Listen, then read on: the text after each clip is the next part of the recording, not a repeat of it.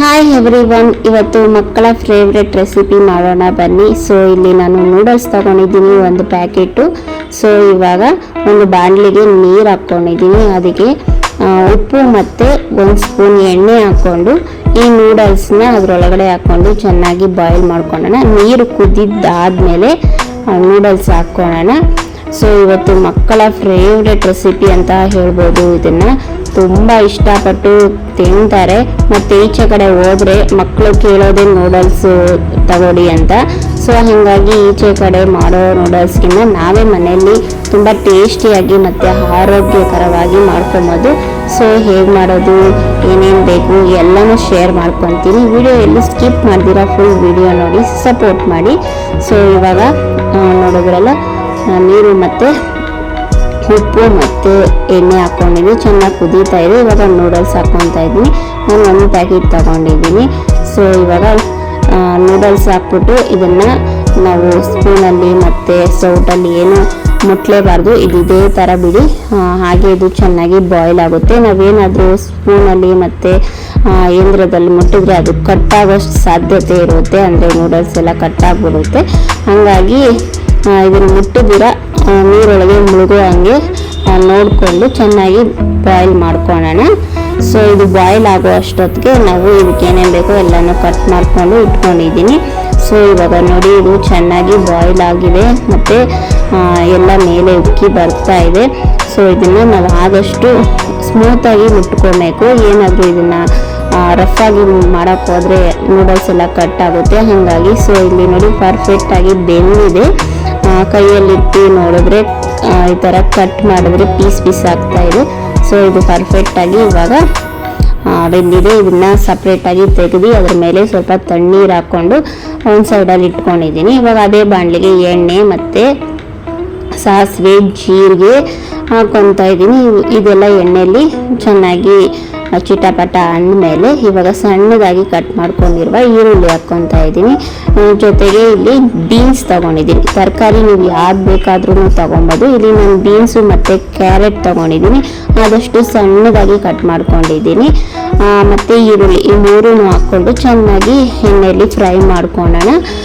ತರಕಾರಿ ಹಾಕಿದಿರಲ್ವಾ, ಇದು ಬೇಯಿಸಿಲ್ಲ, ಹಾಗೆ ಹಾಕಿರೋದು. ಎಣ್ಣೆಯಲ್ಲಿ ಚೆನ್ನಾಗಿ ಇದನ್ನು ಫ್ರೈ ಮಾಡ್ಕೊಳ್ಳೋಣ. ಆದಷ್ಟು ಮೀಡಿಯಮಲ್ಲಿ ಇಟ್ಕೊಂಡು ಒಂದು ಪ್ಲೇಟ್ ಮುಚ್ಚಿ ಈ ಮೂರೂ ಎಣ್ಣೆಯಲ್ಲಿ ಚೆನ್ನಾಗಿ ಫ್ರೈ ಮಾಡ್ಕೊಳ್ಳೋಣ. ಬೇಗನೆ ಫ್ರೈ ಆಗುತ್ತೆ, ಜಾಸ್ತಿ ಏನು ಟೈಮ್ ತಗೊಳಲ್ಲ. ಬೀನ್ಸು ಮತ್ತು ಕ್ಯಾರೆಟು ತುಂಬ ಸಣ್ಣದಾಗಿ ಕಟ್ ಮಾಡಿಕೊಂಡ್ರೆ ಎಣ್ಣೆಯಲ್ಲೇ ಚೆನ್ನಾಗಿ ಫ್ರೈ ಆಗುತ್ತೆ. ಇದನ್ನೇನು ಸಪ್ರೇಟಾಗಿ ಬೇಯಿಸ್ಕೊಳ್ಳೋ ಅವಶ್ಯಕತೆ ಏನಿರಲ್ಲ. ಇವಾಗ ಒಂದೊಳ್ಳೆ ಮಿಕ್ಸ್ ಕೊಟ್ಟು ರುಚಿಗೆ ತಕ್ಕಷ್ಟು ಉಪ್ಪು ಹಾಕ್ಕೊಂಡು ಇವಾಗ ಒಂದೊಳ್ಳೆ ಮಿಕ್ಸ್ ಕೊಟ್ಟು ಒಂದು ಪ್ಲೇಟ್ ಮುಚ್ಚಿ ಚೆನ್ನಾಗಿ ಇದನ್ನು ಬಾಯ್ಲ್ ಮಾಡ್ಕೊಳ್ಳೋಣ. ಮಿನಿಮಮ್ ಒಂದು 2-3 ನಿಮಿಷ ಸಾಕು ಅಷ್ಟೇ. ಚೆನ್ನಾಗಿ ಬೆಂದ್ಕೊಳ್ಳುತ್ತೆ. ಅಂದರೆ ಪ್ಲೇಟ್ ಮುಚ್ಚಬೇಕು. ಪ್ಲೇಟ್ ಮುಚ್ಚಿದ್ರೆ ಬೇಗ ಹಬೆಯಲ್ಲಿ ಬಾಯ್ಲ್ ಆಗುತ್ತೆ. ಸೊ ಇವಾಗ ನೋಡಿ ತೆಗಿತಾ ಇದ್ದೀನಿ. ಇವಾಗ ನೋಡಿ ಕ್ಯಾರೆಟು ಮತ್ತು ಬೀನ್ಸ್ ಆಲ್ಮೋಸ್ಟ್ ಒಂದು ಹಾಫ್ ಬಾಯ್ಲ್ ಆಗಿದೆ. ಸೊ ಇವಾಗ ಮಿಕ್ಕಿದ್ದು ಟೊಮೊಟೊ ಹಾಕ್ಕೊಳ್ಳೋಣ. ಟೊಮೊಟೊ ನಾನು ಇಲ್ಲಿ ಬಂದು ಒಂದು 2 ಹಾಕ್ಕೊಂಡಿದ್ದೀನಿ. 2 ಟೊಮೊಟೊ ಕಟ್ ಮಾಡಿ ಸಣ್ಣದಾಗಿ ಹಾಕ್ಕೊತಾ ಇದ್ದೀನಿ. ಅದನ್ನು ಹಾಗೆ ಚೆನ್ನಾಗಿ ಮಿಕ್ಸ್ ಕೊಡೋಣ.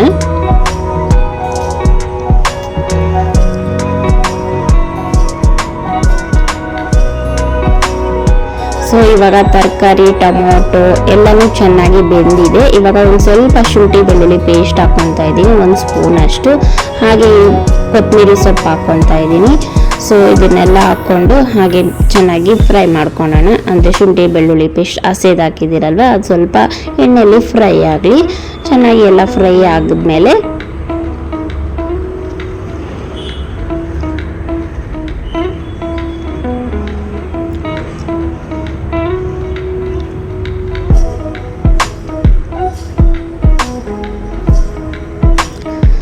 ಒಂದು ಚಿಟಿಕೆ ಅರಿಶಿನ ಹಾಕ್ಕೊತಾ ಇದ್ದೀನಿ. ಹಾಗೆ 1 ಸ್ಪೂನ್ ಧನಿಯಾ ಪುಡಿ ಹಾಕ್ಕೊತಾ ಇದ್ದೀನಿ.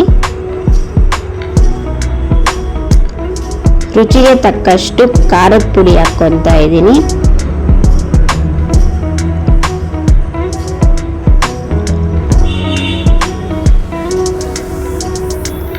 ಹಾಗೆ ಕರಿಮೆಣಸು ಹಾಕ್ಕೊತಾ ಇದ್ದೀನಿ, 1/2 ಸ್ಪೂನ್ ಅಷ್ಟು. ಇಷ್ಟನ್ನು ಹಾಕ್ಕೊಂಡು ಒಂದೊಳ್ಳೆ ಚೆನ್ನಾಗಿ ಮಿಕ್ಸ್ ಕೊಡೋಣ. ಇಲ್ಲಿ ನಾನು ಸಾಸ್ ಏನು ಬಳಸ್ತಾ ಇಲ್ಲ, ಬರೀ ಮಸಾಲೆ ಮಾತ್ರ ಹಾಕಿ ಮಾಡ್ತಾ ಇರೋದು. ಅಂದರೆ soya sauce, tomato sauce, chilli sauce ಇದೇನು ಬಳಸ್ತೀರ ತುಂಬ ರುಚಿಯಾಗಿ ಮಾಡ್ಕೊಬೋದು ನಾವೇ ಮನೆಯಲ್ಲಿ. ಅಂಗಡಿ ಸಿಗೋದಕ್ಕಿಂತ ಮನೇಲಿ ಮಾಡ್ತಿರಲ್ಲ ಅದೇ ತುಂಬ ಟೇಸ್ಟಿಯಾಗಿರುತ್ತೆ. ಒಂದ್ಸತಿ ಟ್ರೈ ಮಾಡಿ ನೋಡಿ. ಸೊ ಇಲ್ಲಿ ನೋಡಿ ನಾನು ಆವಾಗೆ ನೂಡಲ್ಸ್ ಬೇಯಿಸಿಟ್ಕೊಂಡಿದ್ರಲ್ವ ಒಂದು ಜಾರಿಗೆ ಹಾಕ್ಕೊಂಡು ನೀರೆಲ್ಲ ಬಗ್ಗಿಸ್ಕೊಂಡು ಅದ್ರ ಮೇಲೆ ಒಂದು ಚೊಂಬು ತಣ್ಣೀರು ಹಾಕಿ ಇಟ್ಟಿದ್ದೆ. ಸೊ ಇವಾಗ ಅದು ಚೆನ್ನಾಗಿ ಆರಿದೆ. ಇವಾಗ ಅದು ಸ್ವಲ್ಪ ಅಂಟಂಟಾಗಿರುತ್ತಲ್ವ, ಈ ಥರ ಕೈಯಲ್ಲಿ ನಾವು ಬಿಡಿಸ್ಕೊತಾ ಇದ್ದೀನಿ ನಾನು. ಈ ಥರ ಎಲ್ಲ ಲೂಸ್ ಮಾಡಿದ್ರೆ ಅದು ಅಂಟಂಟು ಏನು ಮೆತ್ಕೊಂಡಿರುತ್ತೋ ಅದೆಲ್ಲ ಲೂಸ್ ಆಗುತ್ತೆ. ಆಮೇಲೆ ನಾವು ನೂಡಲ್ಸು ಮಿಕ್ಸ್ ಮಾಡೋದಾಗ ಸಹಾಯ ಆಗುತ್ತೆ. ಅಂಟಿದ್ರೆ ಅದು ಮುದ್ದೆ ಮುದ್ದೆ ಥರ ಇರುತ್ತೆ. ಹಾಗಾಗಿ ಈ ಥರ ಕೈಯಲ್ಲಿ ಮಾಡ್ಕೊಳ್ಳಿ. ಸೊ ಇವಾಗ ನೋಡಿ ಎಲ್ಲ ಚೆನ್ನಾಗಿ ಬೆಂದಿದೆ. ಇವಾಗ ನೂಡಲ್ಸ್ ಹಾಕ್ಕೊಳ್ಳೋಣ. ಸೊ ಎಲ್ಲ ನೂಡಲ್ಸ್ ಹಾಕ್ಕೊಂಡು ಚೆನ್ನಾಗಿ ಮಿಕ್ಸ್ ಮಾಡಿಕೊಂಡು ಒಂದೆರಡು ನಿಮಿಷ ಹಾಗೆ ಮೀಡಿಯಮಲ್ಲಿ ಇಟ್ಕೊಂಡು ಫ್ರೈ ಮಾಡ್ಕೊತಾ ಇದ್ದರೆ ನೂಡಲ್ಸು ರೆಡಿ ಆಗುತ್ತೆ. ತುಂಬಾ ಟೇಸ್ಟಿಯಾಗಿರುತ್ತೆ. ಒಂದು ಸತಿ ನಿಜವಾಗ್ಲೂ ಬೆಳಗ್ಗೆ ಮಕ್ಕಳ ಬ್ರೇಕ್ಫಾಸ್ಟಿಗೆ ಮಾಡ್ಕೊಳ್ಳಿ, ಇಲ್ಲಾಂದರೆ ಅವ್ರು ಯಾವಾಗ ಕೇಳ್ತಾರೋ ನೂಡಲ್ಸು ಅವಾಗ ಮಾಡಿಕೊಡಿ. ತುಂಬಾ ಒಳ್ಳೆಯದು. ನಾವೇ ಮನೇಲಿ ಮಾಡಿಕೊಡೋದು. ಈ ಸಾಸ್ ಎಲ್ಲ ಬಳಸೋದ್ರಿಂದ ಅಷ್ಟು ಒಳ್ಳೆಯದಲ್ಲ. ಮತ್ತು ಅವರು ರೋಡ್ ಸೈಡಲ್ಲಿ ಅಲ್ಲೆಲ್ಲ ಇಟ್ಟು ಮಾಡ್ತಾ ಇರ್ತಾರೆ, ಅಲ್ಲೆಲ್ಲ ಧೂಳು ಎಲ್ಲ ಇರುತ್ತೆ. ಸೊ ಹಂಗಾಗಿ ನಾವೇ ಮನೆಯಲ್ಲಿ ತುಂಬ ಈಸಿಯಾಗಿ ಮಾಡ್ಕೊಬೋದು. ಸೊ ಇವಾಗ ನೋಡಿ ಚೆನ್ನಾಗಿ ಮಿಕ್ಸ್ ಮಾಡ್ಕೊತಾ ಇದ್ದೀನಿ. ಇದರಲ್ಲಿ ಅಷ್ಟೊಂದು ಮಿಕ್ಸ್ ಮಾಡೋಕ್ಕಾಗಲ್ಲ. ಇಲ್ಲಿ ನೂಡಲ್ಸ್ ತಿನ್ನೋ ಸ್ಪೂನ್ ಬರುತ್ತಲ್ವ, ಅದನ್ನು ತಗೊಂಡು ಅದು ಸಹಾಯದಿಂದ ಚೆನ್ನಾಗಿ ಮಿಕ್ಸ್ ಮಾಡ್ಕೊಳ್ಳೋಣ. ಸೊ ಇವಾಗ ಚೆನ್ನಾಗಿ ಮಿಕ್ಸ್ ಮಾಡಿಕೊಂಡ್ರೆ ಬೆಳಗ್ಗೆ ಬ್ರೇಕ್ಫಾಸ್ಟಿಗೆ ಒಂದೊಳ್ಳೆ ಟೇಸ್ಟಿಯಾಗಿರುವ ನೂಡಲ್ಸ್ ರೆಡಿ ಆಗುತ್ತೆ. ಸೊ ನೋಡಿದ್ರಲ್ಲ ಫ್ರೆಂಡ್ಸ್, ಎಷ್ಟು ಈಸಿಯಾಗಿ ಮಾಡ್ಕೊಬೋದು, ಅಷ್ಟೇ ರುಚಿಯಾಗಿ ಇರುತ್ತೆ. ಖಂಡಿತ ಒಂದು ಸತಿ ಟ್ರೈ ಮಾಡಿದ್ರೆ ಕಮೆಂಟ್ ಸೆಕ್ಷನಲ್ಲಿ ತಿಳಿಸೋದನ್ನು ಮರಿಬೇಡಿ. ಸೊ ಈ ವಿಡಿಯೋ ಇಷ್ಟೇ ಫ್ರೆಂಡ್ಸ್. ಒಂದೊಳ್ಳೆ ರೆಸಿಪಿ ಶೇರ್ ಮಾಡ್ಕೊಂಡಿದ್ದೀನಿ ಅನ್ಕೊತೀನಿ, ಮಕ್ಕಳ ಫೇವ್ರೆಟ್ ರೆಸಿಪಿ ಇಷ್ಟ ಆದರೆ ಒಂದು ಲೈಕ್ ಕೊಡೋದನ್ನು ಮರಿಬೇಡಿ. ಮತ್ತೊಂದು ವಿಡಿಯೋ ಜೊತೆ ಮತ್ತೆ ಸಿಗ್ತೀನಿ. ಅಲ್ಲಿವರೆಗೂ ಎಲ್ಲರಿಗೂ ಬಾಯ್ ಬಾಯ್, ಸಿ ಯು.